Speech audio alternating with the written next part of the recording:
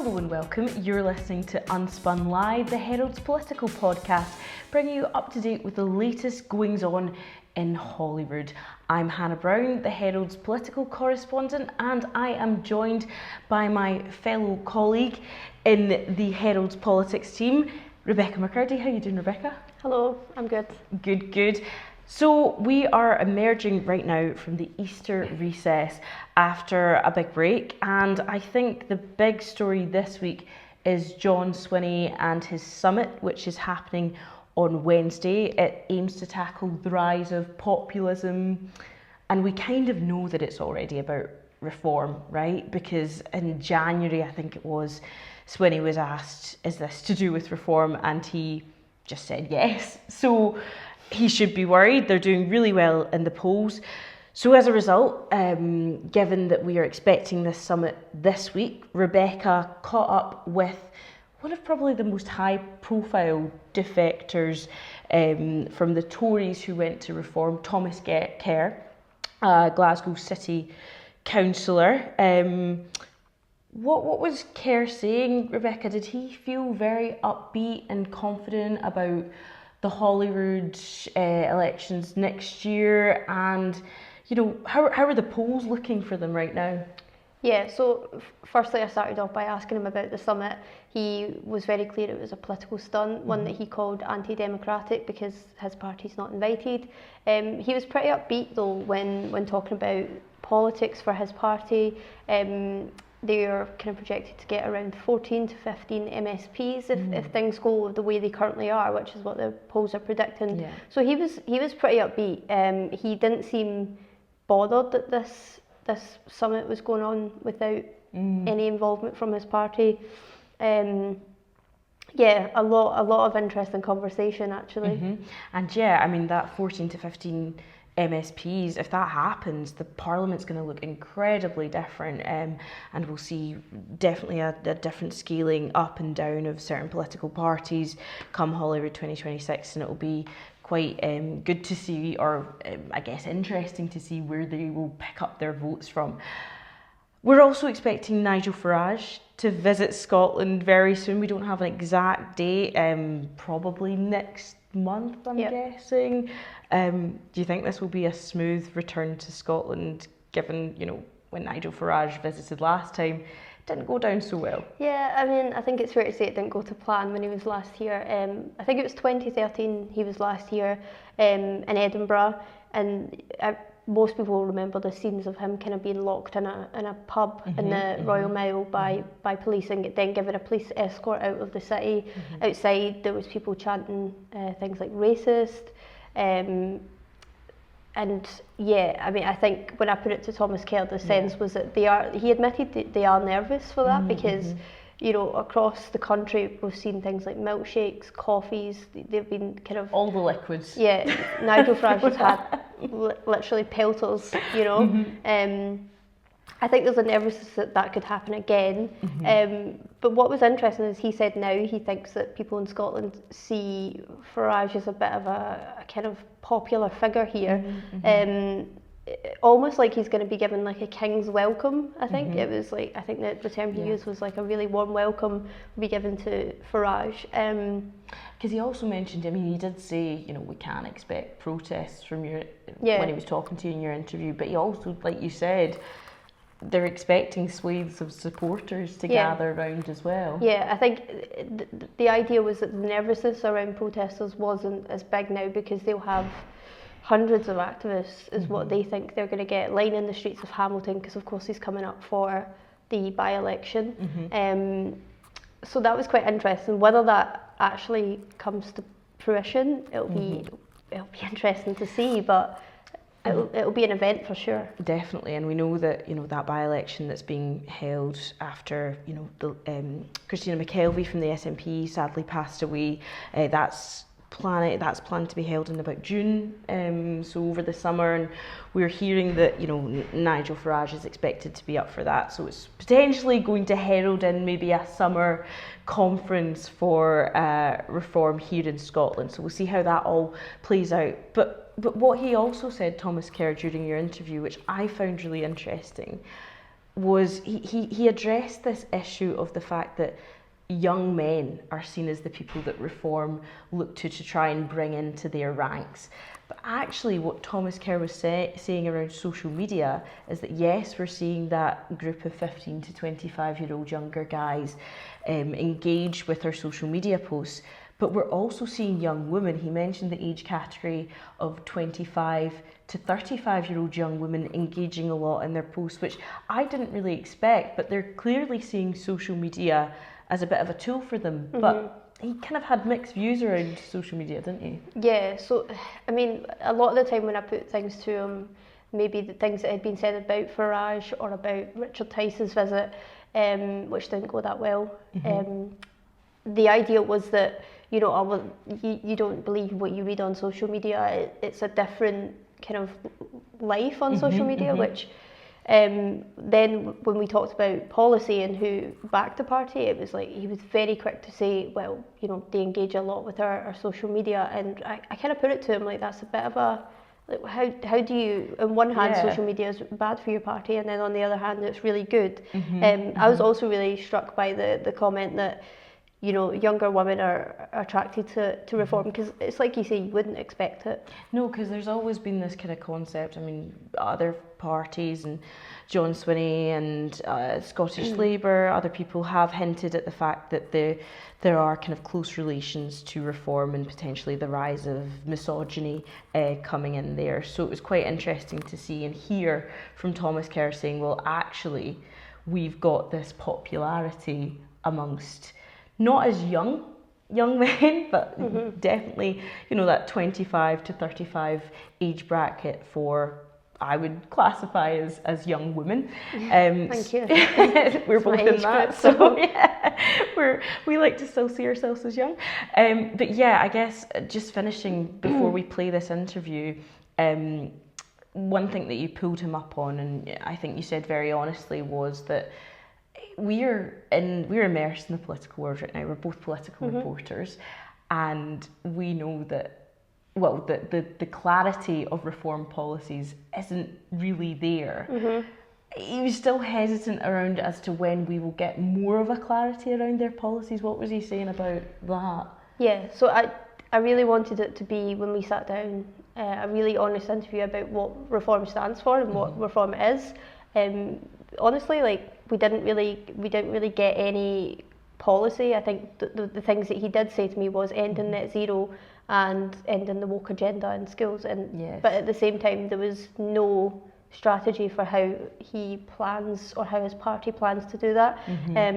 He had said, you know, we don't have a manifesto. We don't know when we're going to have a manifesto. That's a line we've been hearing for, I think, a few months now. And, you know, I put it to him, you want to do well in this by-election, how do you do that?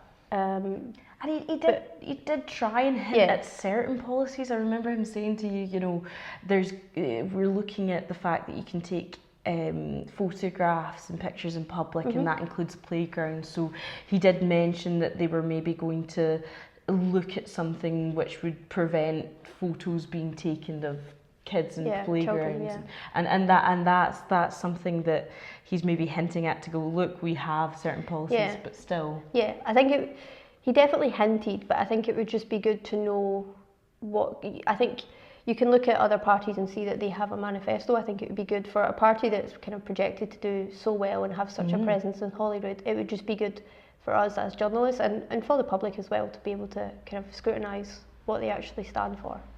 Definitely. So without further ado, here's Rebecca's interview with Thomas Kerr. Thomas Kerr, Glasgow Shettleston councillor for Reform. Thanks for coming on Unspun Live. You're very welcome. On your podcast. This week is a big week in Scottish politics. John Swinney's Reform Summit, or Summit to combat the rise of the right wing or Reform. You guys aren't involved, despite it being all about you. What's your initial thoughts? Do you know, at the end of the day, politics is politics, and this is clearly a political stunt by John Swinney. I find it, I'm dubbing it the anti-democratic summit, to be honest with you. Just because somebody disagrees with our politics doesn't mean that you try and arrange the whole of Civic Scotland to come against it. I think you need to let voters be able to have their say. So, you know, John Swinney's entitled to do what he wants to do. I think it's disappointing from a First Minister who claims he wants to try and unify the country to be using his first conference that he done at Butte House to stir up hatred towards a political party because he doesn't like them. But he's entirely entitled to what to do. And I think the bigger question is actually for Anna Sarwar and Alex Cole-Hamilton, who are taking part in this summit. I think that it calls into question whether or no they've got the right judgment to be in politics. So if they all do go, and they obviously will discuss your party and things, and I think the kind of feeling is that the idea is that reform is stirring up hatred, but you say it's the other way actually by not involving you. What is it like being a reform politician in Scotland? Do you know, the ironic thing is the political establishment also don't like us. John Swinney's not a big fan of us, Anna Sarwar's not a fan of us, Alex Cole-Hamilton isn't, Russell Finlay isn't. That's fine, I'm not here to please them. I'm here to please the punters in the street. And the response I've had since I defected and joined the Reform UK party has been unbelievable. I've had email support, I've had public meetings that I've attended where people have been asking for selfies, people stop me in the street, my TikTok, and I have more followers on TikTok than Anna Sarwar, Russell Finlay, Scottish Labour and Scottish Tories. So I get why they're worried. That's why this summit's taking place. It's not taking place because John Swinney is genuinely worried about the far right. He's worried because polling is looking pretty good for us, and he doesn't want reform to be in that parliament because we're going to change the system, we're going to shake it up a little bit. So I can understand why they're worried, but I'm quite comfortable in the fact that every single time the establishment gets together on a summit like this to stand around and talk about reform, actually what they're doing is highlighting to the public why they are so detached and out of touch with reality. I'm really keen to get into the rise of reform, and particularly policies ahead of Holyrood 2026 as well. But I just wondered before that, do you think your party is a threat, and that's maybe why this is happening? No, I think that our party is a threat to the political establishment keeping the system the way it's worked. And for the past 25 years of devolution, I think that is accurate, absolutely. But I think the threat to democracy, as John Swinney's tried to paint us to, is actually the anti-democratic summit that's taking place. John Swinney is entitled to stand against any political party that he wants to. He's entitled to debate me any day he wants. I'm happy to have that debate with him any day about policy. But to try and shut reform out of the door because you don't like our politics, I think is dangerous. Look, 7% of the country voted reform last July. We're now polling around 17% in Scotland, jointly with Labour in some polls. You can't ignore the fact that is happening, and I think that John Swinney really has to understand that there's an anger out there, there's a scunneredness amongst the public, and people are sick, fed up with the political establishment. So we're a threat to them, and we're a threat to their survival. That's why they're doing this. But I don't think that we're a threat to any sort of politics. Look, I want to combat the far right as much as anybody, because I don't detest any sort of fascism or racism that exists in our country, but it's not racist to have a genuine argument about whether or not you think illegal migration is going too far, or about trying to make sure that our country's tackling issues like net zero. Those are policy debates. John Swinney's a left-wing politician, I'm a right-wing politician, we're never going to agree on those sort of stuff, but you have a genuine debate about that. You don't try and shut people out of having a conversation because you don't like them. And I do want to get onto those policies in a bit, but firstly, I don't think it would be right to talk to you without acknowledging that you were formerly a member of the Conservatives, and there's a question that I really want to know, because obviously there was a Scottish Conservative leadership election, September it finished. You were quite front and centre in your support for Megan Gallagher, in fact probably one of her most loyal supporters. Obviously she didn't win, you've got Russell Finlay instead. But if she had won, do you think that you would have left the Conservatives? It's a big question. I don't know is the genuine answer. I have personal loyalty to Megan. Me and Megan came into the Conservative Party around about the same time, and we were always the two young ones at Tory conferences. It's not a particularly young and working class event, so I remember loads of times at conferences me and Megan Gallagher try to find where the Jack Daniels and vodka was rather than posh glasses of wine, so I have a personal loyalty to Megan. I don't know is the genuine answer.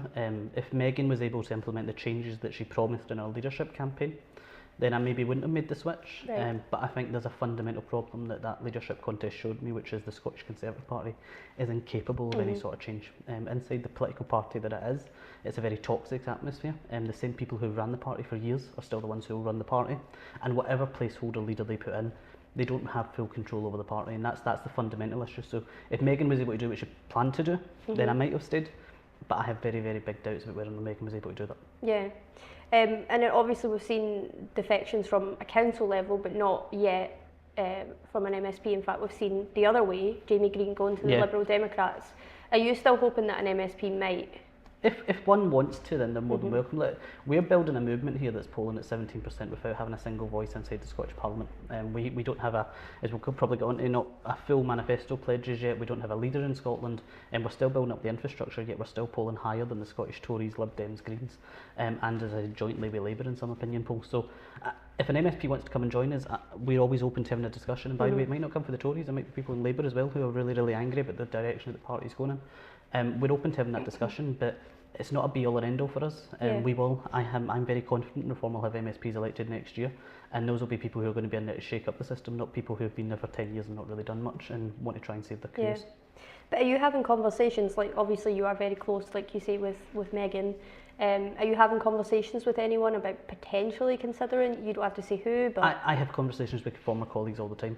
Jamie Green was one of them. I've spoke to Jamie Green. Obviously he's went to the different side of the political spectrum, but Jamie, Megan, other people inside the Tory party are people I have great time for, great affection for. I was in the party for 14 years. It's like a second family to me, so leaving it was really, really heartbreaking. There is people who I still consider really close friends and I still speak to. But the decision that I keep saying to anybody who spoke to me about whether or not they want to leave the party is that one, they ultimately have to come to themselves. I can't tell somebody what to do. I knew how difficult it was for me to go from last July to now, making the decision I've done. What I can say is it was the best decision I've done, because being outside the toxicity that I think exists inside the Scottish Tories has been so mentally good for me, never mind anything else. And I've got a resurge in my mojo in terms of politics and be able to campaign for change. So I have discussions with loads of different people, but it's ultimately a decision that they'll have to come to themselves. Yeah, I mean, one thing we've seen with Reform so far is Richard Tice was up here in March. It didn't go that well. I think it's fair to say. I think it wasn't a conventional press conference. Right. I think it's probably the best way to put it. But as I said to somebody else, you're not going to get conventional when it comes to Reform. Our whole politics is about being on the streets, talking to the public. And no offence to you or other journalists, we're not going to do big fancy media conferences in a planned hotel with activists who are going to applaud every single word that he says. It's not the way that Reform operates. We want to be in the streets with people being able to see us. So it was a bit chaotic. I think it's probably the right word outside of Chippy and Glasgow. People, cameras everywhere and people try to have a chat. Yeah. But I think that's what you're going to see with Reform. It's proper on the ground politics. It's what politics should be. I think the story that came from it though was that he couldn't name the candidates, and that, you have to admit, that didn't look good. It didn't, but at the same time, he did know the names. He did say Ross and John. He obviously had, I think, forgotten the last names at that one moment. Keeping in mind the next day, Rupert Lowe was then suspended from the party. So I think that Richard's head might have been in another space at that time. Look, politics is politics. I famously remember I think it was Boris Johnson that couldn't even name the leader of the Scottish Tories. Politics is politics. Richard came up. He knew exactly who the guys were. He knew what councils they were coming for, and he was there to announce them. There was also a timing issue that the announcement wasn't to be till 11:30, so the embargo hadn't went out with their names, and Richard was trying to be careful as to what he could say and what he can't say. Okay. So I get how it looked. I get how our political opponents would use it. But I don't think it's as big a deal as some people make out. As I said, I famously remember Boris Johnson not being able to tell you who Douglas Ross was, and I think that's a bigger issue. And there was things with when Rishi Sunak comes up, we love to ask them, name the Scottish Tory members, name the front benchers, and they do struggle to do it. But if you're wanting to be different from that political establishment that you talk about, you should. Hopefully, you should be able to. I totally agree, and I think that you'll see over time. Richard will be back up. We'll have Nigel up, and hopefully soon we'll have Lee Anderson and other people who are coming up as well. They are excited about the opportunity that exists in Scotland. As I said, that press conference was probably a bit chaotic, but it's how it's going to be with Reform, and I don't make any apology for that. I'm not here to make it easier for journalists to ask questions to politicians. I'm there to make sure the politicians are on the streets and talking to the people. That before we came to the Chippy where we had the press conference, we were in Easter House with Richard. We went to a local community centre. We'd spent time speaking to the market traders, and I could have invited all the press there, but I knew it would turn into a theatre. I didn't want that to happen, so Richard came along. We had one local journalist from Glasgow Live who was there, to be able to see him up in the flesh, speaking to journalists, speaking to the punters in the street and stuff. That's what you're going to get with Reform, and it might be a bit unconventional sometimes. It might look a bit mad, but it's about being as honest as we can. Yeah, but you weren't embarrassed by kind of what you saw and the turmoil that kind of came, because it was everywhere. I wasn't. It's everywhere in social media. But the point that I was getting to, and the point I picked up, was that Richard's the main reason Richard was in Scotland at for those 2 days was to rally up our activist base. He'd done that in a dinner the night before. We had 70 odd people in the audience in Glasgow, so he was able to rally them up. And the second was to get him to meet the candidate in Glasgow North East and get a bit of campaigning done in Glasgow North East. And I'm very glad that we've got 24% of the vote in Glasgow North East. So I get that in social media and I get that in the bubble sometimes this does look a bit mad. Yeah. I'm not embarrassed, but because at the same time I was in a party that for 14 years teared itself apart, you know, because they disagreed with each other, because they bickered with each other, because they fought with each other. The one thing about reform is it's a team effort and a unity side. You know, everybody, every member has got the exact same sort of views as to where we want to go and the same ambition as to what we want to try and do. So I understand why it can look a bit chaotic, but as I say, I'm not going to apologise for that, because our job is to be speaking to the public and getting our message out there as much as possible, and that's what events like that are supposed to do. So it doesn't then, do you think, it doesn't speak to a wider concern that people might have that, say, people like Nigel Farage, Richard Tice, they don't represent Scotland? No, so I think that if you look at, strip away the names and you look at entirely policy stuff, I think that Nigel Farage and Richard Tice probably represent Scotland more than what Keir Starmer does. You know, when it comes to looking at stuff like making sure that the North Sea oil and gas fields continue to operate as they are, making sure we scrap net zero, ending wokeness. We just had the Supreme Court judgment, obviously, to define what a woman is, and the SNP's now having to catch their tail on it. So I think that when you look at public polling and when you look at policy issues, actually Nigel Farage and Richard Tice are probably a lot more aligned with the public than what Keir Starmer and John Swinney probably are. And you've mentioned Nigel Farage is coming up ahead of the Hamilton by-election. We've seen, you know, the reception to him in Scotland before has been quite mixed. I think he's been labelled things like racist.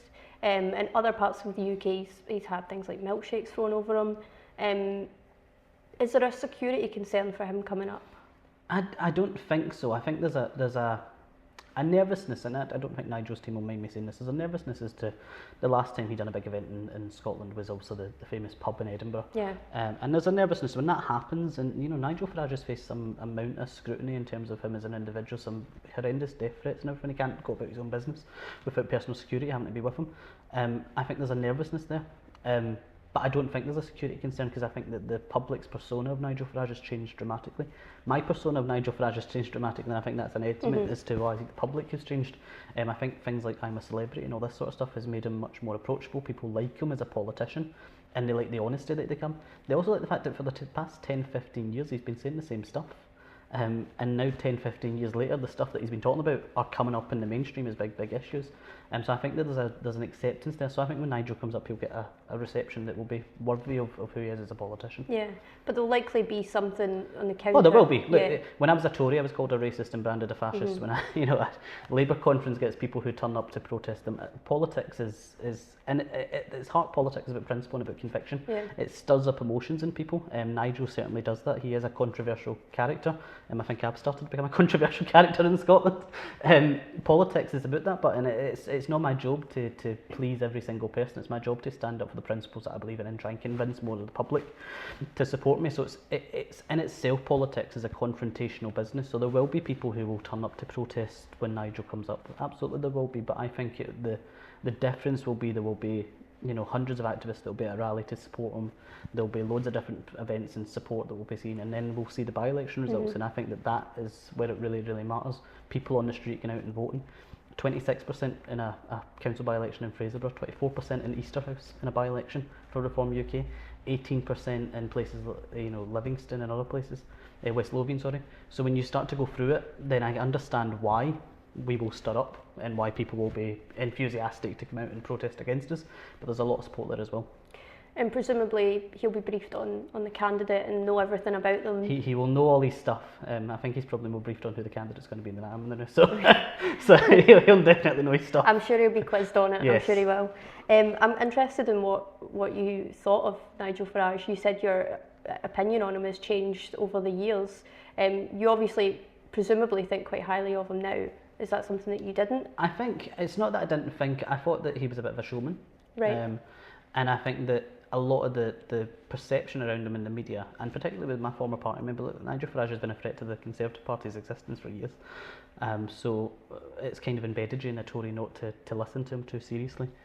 So my perception of him 10 years ago has dramatically changed. I seen him as a very divisive politician 10 years ago because of some of the stuff he said, but actually when you look at the issues he was campaigning on 10 years ago, it's now big issues that are happening in the country now. I think he's one of the most principled and conviction style politicians that we've had, and I actually think he's probably, when history looks back on this period of time, will be known as one of the most definitive politicians that have been able to get any sort of change since probably Margaret Thatcher and Tony Blair. You know, even without being in Westminster, he was able to fundamentally change the system in Britain and move the Conservative Party to a position where they were chasing votes, but they then betrayed those voters. So I've got a lot of respect for him, I've got a lot of time for him, and I'm looking forward to having him in Scotland. Do you speak to him much? 'Cause obviously he is your party leader. I've spoke to him and I've spoke to his team quite a lot. Yeah. Obviously we've got a job to do here in Scotland and making sure that we get candidates ready for up here, get the Holyrood election campaign started off, get council elections after that. So I'm doing a big job here in Scotland to try and make sure that we're getting the voice out there, but I've spoke to his team and I've spoke to him. What's his message to you? Keep going, keep the momentum going. Is he happy with? I think that, I don't think they'll mind me saying this, that I don't think that there was a belief in Reform HQ in London that Scotland was probably not going to be ripe territory for them. I think it's fair to say, I don't think that because UKIP and the Brexit Party and other parties had it cut through, that they were probably a bit worried about that compared to what it would be in England and Wales. What they've seen over the past few months, I think, has showed that the party in Scotland is professionalised massively, and we're having loads of people come forward. I mean, you mentioned MSPs. I'm not interested in MSPs. I'm interested in the people who are going to be standing for us next year. And when we start to unveil our candidates, I can assure you, you'll be surprised with some of the people who have came forward to us asking to stand. These are people who have got real experience, real life experience in business, for sector, academia, all this sort of stuff, who will be standing for us as a party. So I think they're seeing a swathe of candidates come forward. I think they're seeing the messages cutting through. And I think that day that Richard came up, even he was taken aback by how many journalists and press were interested in what Reform has to say. That day, I remember saying to someone, Firstminster's Questions was about to start in Holyrood, and every journalist that I knew and every photographer I knew was standing at a chippy in Glasgow waiting in Richard's house. They weren't interested in what John Swinney or Russell Finlay or Anna Sarwar had to say FMQs, because it's all the same scripted stuff. They all wanted to see what the new kids in the block were saying, so I think it's gave them a bit of energy. So Nigel's message to Scotland is that we have to keep up the momentum as much as we can do, and he'll play his part as much as he can to try and support us. Yeah, just quickly on the chippy that you did visit, I think they got a bit of they got an interesting one. So on social media, they got a backlash, as you would expect in social media.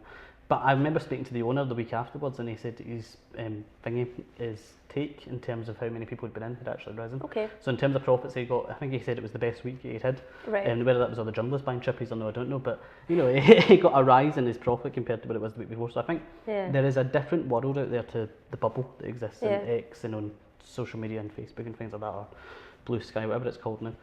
So there's a world there, and there's a world on the ground, and people will stir up stuff because they disagree with our politics. As I said, it's a confrontational business, but the chippy is still going. As I said afterwards, that chippy survived the Blitz, it survived COVID, it will survive a couple of left-wing activists trying to shut it down as well. I mean, social media is quite important for Reform as well, though, because I mean, you do mention obviously a lot of the criticism for it happens on social media, but equally, I think the rise of Reform has also been because of social media, and I wonder as well, the programme Adolescence. I wonder if you've seen it. I've not seen it. No, it's not something I've got a 2-year-old, so I don't really get to watch much telly. So I'm either doing stuff like this, or out campaigning, or I'm watching Peppa Pig, or in the night garden. I don't get to watch much TV other than that. But I mean, it's all about kind of like tackling misogyny and things like that. And I think that's something that there is a concern about with Reform, is that maybe that is an issue. And maybe that the appeal is to kind of younger men that might have those thoughts or have those concerns. Is that something that you're conscious of? No, so I think if you look at the analytics in my social media, for example, so as I mentioned, TikTok has been a phenomenal platform for me since I joined the party. I now have more TikTok followers than the leader of Scottish Labour, the leader of the Scottish Tories, the Scottish Labour Party and the Scottish Tory Party as well. So we're cutting through to a demographic, but when you look at the analytics, it's very, really interesting. So you're right, 18 to 25-year-old young men are engaging a lot with our social media accounts. But interestingly enough, 25 to 35-year-old young women are engaging a lot with our social media as well. So I think that there's there's an element out there of people who, you know, I was asked by a journalist last week, is it people coming from the SNP to reform? Is it? I think these are people who have never voted before. They've never felt as if they have a political party to go to, and there's now a party there that's standing up and speaking for women's safety, for the issues to do with what's happened in Glasgow the past couple of weeks with photographs of children and the play parks and things that have been kicked off. So we're speaking about big issues that I think the general public haven't heard the politicians speaking about, and that's why we're engaging with that demographic. So I think it's easy to brandish reform with the same taint that every right-wing party that's had across Europe, but actually when you look at the facts and figures behind it, that's not been the case. The young people we're engaging with are people who have never voted before, who are really excited about the opportunity to get something different in our country, and there's still a massive cohort of older voters who are still coming to reform as well. Well, let's talk about policy. Let's talk about Holyrood 2026. The polling looks consistent. It looks like reform will have around 14, 15 MSPs in 2026. A lot of votes are coming from your former party, if the polling's correct, so coming from the Conservatives, some coming from Labour, kind of a mix really across the political spectrum. But one thing that I think as a journalist I've struggled with is to try and find out what policies you have. I know we've touched on the fact that there's not really a full manifesto yet. And other than immigration, I think I don't really know what reforms stand for. So, I mean, as a journalist who is kind of so immersed in the political world, if I don't know that, maybe the public don't know that. Yeah. So, what are your policies? And I think that's fair to say. I think that you'll see over the next year or so, we'll start to... I've said in a couple of interviews I've done about reform that it's easy to be the angry party. So right now we are getting a vote from people because they're scunnered, fed up and, to be quite frank, pissed off with the political establishment. They're angry with the SNP, Labour and the Tories, and they're looking for something different, and we're offering that. It's now our job between now and the Holyrood election to put the meat in the bones, as I say, and try and show people what actually it is we stand for. So we will have a full manifesto ahead of the Holyrood election, but I think the reason that people like us is because we have key principles that we don't shirk on. So if you look at the other parties, you know, I can't tell you the defining mission of the SNP other than independence, and they're not the Labour Party and they're not the Tories. You look at Labour, I can't tell you anything they stand for other than the fact that they're they've got very clear policies on I don't know if they do. NHS, I don't know if they do. I think if you look at the political, the SNP is probably a bit different because they're in government, so they have to have policy. If you look, I can't tell you a defining policy of Russell Finlay's leadership of the Scottish Conservatives. I can't tell you a defining policy of Anna Sarwar's leadership of Scottish Labour. I can tell you their slogan, a new direction, common sense. I can tell you the spin that they'll give. I can tell you why they say you should vote for them, which is because we're not the other guy. So I can get all that. I don't see the defining mission, but I think what people do see with us is that there's core convictions, and that'll be flushed out. So we want to abolish net zero. That'll be flushed out as we go to the elections to what that actually means and how much that'll mean in people's pockets. We want to make sure that taxes are lower and make sure that people have more of the hard-earned cash in their pockets. That'll be flushed out again as we go to the election, although Nigel's already said one of the big things that swapped me to join in reform was the tax threshold, raising it from 12,500 up to 20,000. That would take millions of young people in particular out of the tax-paying line and have more money in their pockets. So that sort of stuff we're standing for. We want to end wokeness. We want to make sure that, you know, in school we're focusing more on trying to make sure that kids are learning rather than whether they have gender-neutral toilets. I mean, I think it's fair to say... self-ID. So I think that what I was going to say is I think people know the principles. I think you're right in the fact that we don't have a fundamental policy platform as of yet, but that will all come before the Holyrood election. Because I was going to say, on the wokeness in schools, I think it's fair to say that you want kids to be learning again, but it's difficult to take that seriously when there's no policy behind it. Removing gender neutral toilets is one way, of course, but I mean, how do you tackle the people that are school refusals, people who, the rising number of children with additional support needs, dwindling teacher numbers, all of those things need to be addressed. The NHS, the cost of living crisis, these are all huge concerns that eventually, when it actually comes to Holyrood, you're going to have answers for. Yeah, and we will. And that's the key point to take away from this is that come the Holyrood election, reform will have a full manifesto on all of these policies. The difference is on these principles, though, people know what we stand for. And I can give you what I stand for. I can give you my policy on teacher numbers. I've got a strong track record in Glasgow voting against the teacher cuts that the SNP tried to impose in this city. So I've got a personal record that people can look at and look at whether or not I've stood in one thing or another. That personal record will then implement in what Reform's manifesto will look like, but it's wrong for me to sit here and judge what the party's going to be doing, because there's a management board that will be doing this. It's not like the Scottish Tories where, you know, a couple of free people sat in a room and decided the whole manifesto and then everybody was told. No, there's a management board that will decide how our policies are going to adapt and look going into the Holyrood election, but we have key principles that people can take away from knowing where we stand, which is, you know, you want to tackle the cost of living, make sure that people have more money in their pockets. So you want to make sure that you tackle the NHS, well, it'll be free at the point of use, because this lie that the Reform's going to privatise is nonsense. But free at the point of use for anybody in Scotland who wants to use it. But how do we try and make sure that waiting lists are low? How do you try and look at that properly? You know, when it comes to wokeness, absolutely we can define what a woman is. I think it's madness we had to go to the Supreme Court to get a definition on it, but we can define what a woman is. We want to end self-ID. We want to get back to talking about real policy issues and real fundamental policy that will change the country. What's scrap net zero, all this sort of stuff is the principles that we stand for, and I can promise you that come the Holyrood election, that manifesto pledge will be there. I'll be sitting here probably talking to yourself or somebody else explaining how an individual policy will matter. But I think the key point that I want to get away from is that every other party in Scotland is that, as I said, I can't tell you a defining policy initiative of the Scottish Conservatives or the Scottish Labour Party. The SNP again is probably a bit different because they're in government, but I would urge that every single policy that I would say they've managed to implement has been a disaster for Scotland if you look at the past 17 years.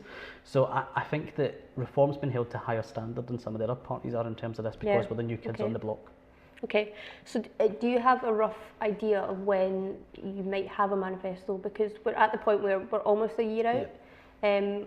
You're going to be campaigning in Hamilton for a big by-election that you'll be hoping to have a good result in. Do you have a rough idea? I don't have a timescale. I know the timescale in terms of when we're going to be. So we'll have candidates selected for every Holyrood seat, hopefully come the start of autumn. So you're talking about September time, we should have candidates in place for every Holyrood constituency. So going forward from that, we'll then start the process of having our manifesto, the same as all the other parties. So hopefully by the end of the year, start next year, there will be a fully pledged manifesto to what it is we stand for. And you'll start to see smaller announcements of policy. So, you know, I think it was 2 weeks ago we announced a policy or a change in legislation that we would bring, which is to make sure that play parks are safeguarded from people taking photographs, because right now you can take a picture anywhere on the street, which is absolutely fine, but that also includes play parks, so people can take photographs of other people's children and the police can't do anything about it. So we've already said we'd tighten up the legislation around that. So we're slowly dripping out some stuff on policy, and you'll get small announcements like that, but you'll get a fully costed manifesto on where it is we stand for come the Holyrood election for definite. Perfect. Thomas, thanks for coming in and chatting for a podcast. You're very welcome. Rebecca's interview with Thomas Kerr there. And of course, it's not just this issue of reform that we are looking at, and we have been looking at. We covered extensively the landmark ruling at the end of last week where For Women Scotland won their appeal against the Scottish Government on the legal definition of a woman. Just a note to say that we will be covering this issue in the podcast in a wee bit more depth in the next few weeks. But just to give you a rundown of what's happened and what this means, the UK Supreme Court has ruled that the legal definition of a woman should be based on biological sex. Country's top judges unanimously ruled that a woman is defined by her biological sex under the Equalities Act, in a case brought up against the Scottish Government by the group For Women Scotland. John Swinney has said he has fully accepted the court's judgment, but also recognised the pain it has caused. Rebecca, you wrote some analysis on this judgment last week, and you had said if anyone expects the gender row to now disappear, they would be sorely mistaken. What do you mean by that, and what do you think we can expect to come out this week? Yeah, so what I meant by that was I think the implications of this landmark ruling are immense. What it means for single-sex spaces now will be determined. There's going to be a big statement in Parliament. We know that NHS Fife are fully kind of digesting the result and what it means. Obviously, there's the huge case coming up, the Sandy Peggy case, where she was kind of reprimanded for refusing to share a changing room with a transgender doctor. There are some suggestions that NHS Fife could drop that case. We don't know yet, but things like that, and the way that like police, the way that hospitals, the way that public bodies really like respond to single-sex spaces and which bathrooms people use, things like that will change. Because it all hinges upon this Scottish Government guidance that they've been issued with. I think, Labour, the Tories have called it institutional capture. Yeah.